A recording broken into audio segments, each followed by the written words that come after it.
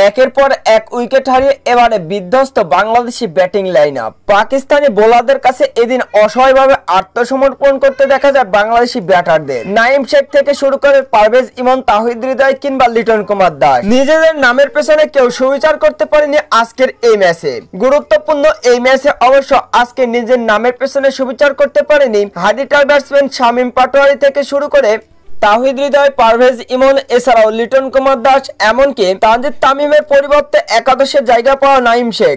একের পর এক উইকেট হারিয়ে আজকে অবশ্য দিশাহারা বাংলাদেশি ব্যাটিং লাইন আপ। পাকিস্তানের বিপক্ষে মাত্র 28 রানে 4টি উইকেট হারিয়ে বসে বাংলাদেশের ব্যাটাররা। আসা যাওয়ার এই মিছিলে অবশ্য বাংলাদেশ ক্রিকেট টিমের ব্যাটসম্যানরা আজকে ব্যর্থ। তবে এদিন অবশ্য দলের হাল ধরার চেষ্টা করেছিলেন শেখ মাহাদি।